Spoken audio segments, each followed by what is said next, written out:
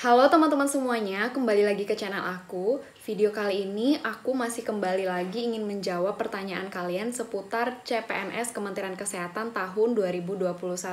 Kali ini ada komentar dari YouTube, beberapa akan aku bacakan dan akan aku jawab di video kali ini.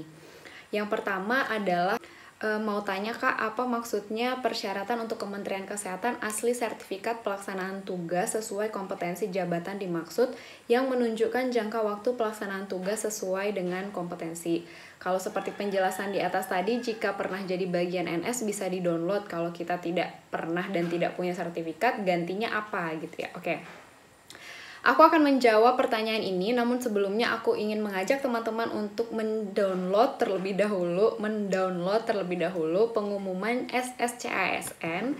Seperti biasa ya, di websitenya casn.kemkes.go.id itu ada pengumuman tentang penjelasan sertifikat kompetensi penerimaan CPNS Kementerian Kesehatan yang bisa kita baca sama-sama. Nanti aku akan coba tampilin di video ini juga ya suratnya. Oke. Untuk pengumuman sertifikat kompetensi ini kita sama-sama membedah ya, apa sih maksud sertifikat kompetensi yang dimaksud pada CPNS Kementerian Kesehatan ini.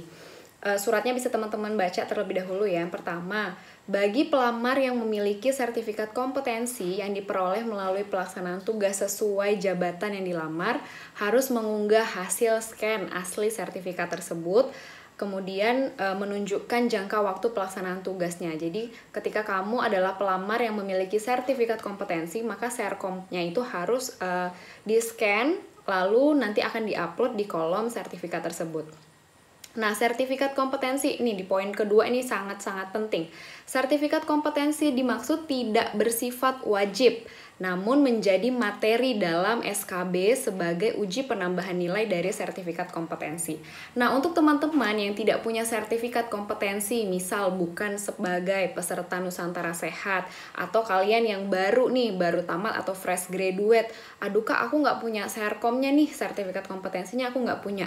Ya udah, nggak apa-apa, nggak usah diganti, nggak usah di-upload, jadi kalian bisa daftar tanpa mengupload sertifikat kompetensi, karena jelas di surat ini di poin kedua, sertifikat tersebut tidak bersifat wajib. Jadi udah terjawab ya pertanyaannya tadi, bahwa sertifikat kompetensi ini kalau kita nggak punya gimana? Ya udah nggak apa-apa, kamu bisa tetap mendaftar CPNS Kementerian Kesehatan tanpa harus mengupload sertifikat kompetensi. Kemudian, ini poin ketiga juga yang tidak kalah pentingnya. Sertifikat kompetensi tersebut diperoleh melalui pelaksanaan tugas sesuai jabatan yang dilamar, antara lain pada instansi selain Kemenkes. Jadi, selain Kemenkes juga bisa gitu, bisa memiliki sertifikat kompetensi asalkan ada wujudnya gitu ya.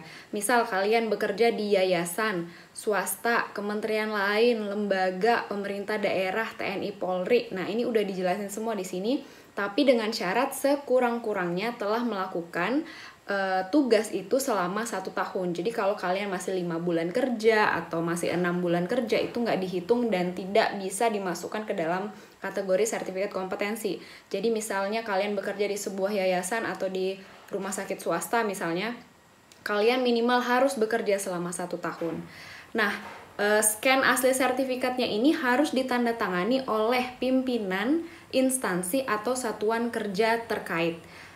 Di sini di suratnya ini juga diberikan contoh ya, saya bacakan juga, yaitu misal pelamar yang memiliki sertifikat kompetensi dari pelaksanaan tugas sebagai perawat pada RSUD atau puskesmas. Nah, contohnya gini, kamu tamat kemarin pas kuliah terus langsung bekerja di sebuah rumah sakit, entah sebagai tenaga kontrak atau sebagai tenaga sukarelawan, ataupun bekerja juga di puskesmas, kemudian kamu sudah bekerja nih selama misal kamu udah kerja selama 3 tahun atau kamu udah kerja selama 1 tahun deh minimal gitu ya.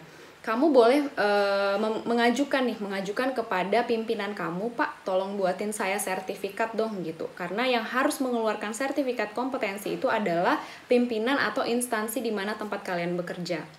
Jadi nanti tanda tangan asli pimpinan, kemudian setelah sertifikatnya jadi baru kalian bisa upload ke SSCASN sebagai salah satu syarat yang akan dipertimbangkan nanti ketika SKB. Jadi sertifikat ini akan dipertimbangkan oleh Kementerian Kesehatan sebagai penambahan poin kalian ketika kalian telah lulus SKD.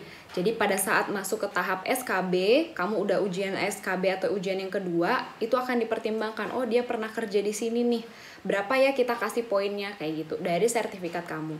Tapi sertifikat ini juga nantinya akan ditelusuri gitu ya, kebenarannya, ditelusuri apakah memang benar kamu bekerja di sana. Jadi tidak serta-merta sertifikat itu langsung dipercayai begitu saja.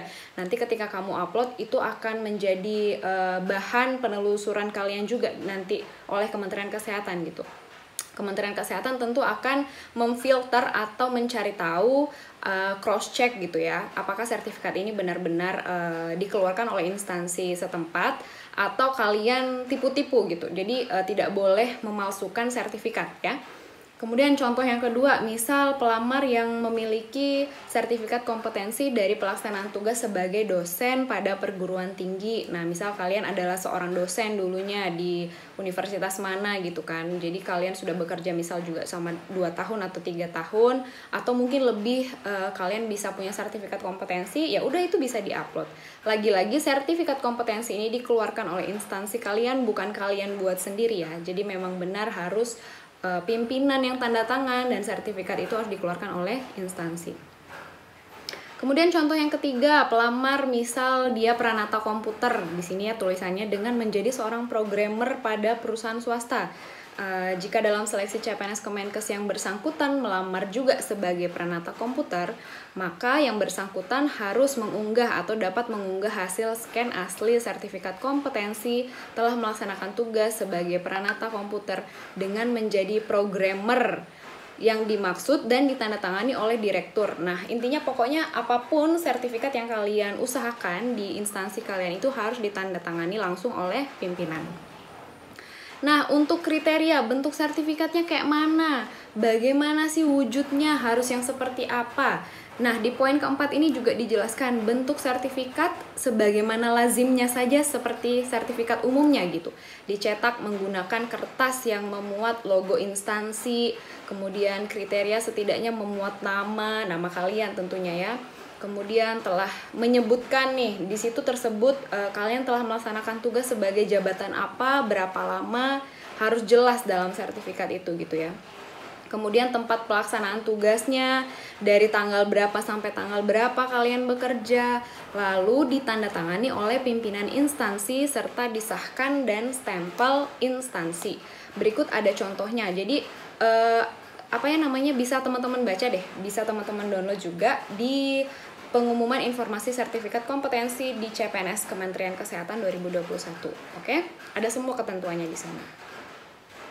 Kemudian di bawahnya lagi, bagi pelamar yang telah mengunggah namun belum sesuai, maka dapat memperbaiki dokumen tersebut pada saat pelaksanaan SKB. Jadi misalnya kalian salah upload atau ya pokoknya yang berhubungan dengan human error itu bisa diperbaiki dokumennya nanti pada saat SKB, tapi khusus untuk sertifikat ini saja ya.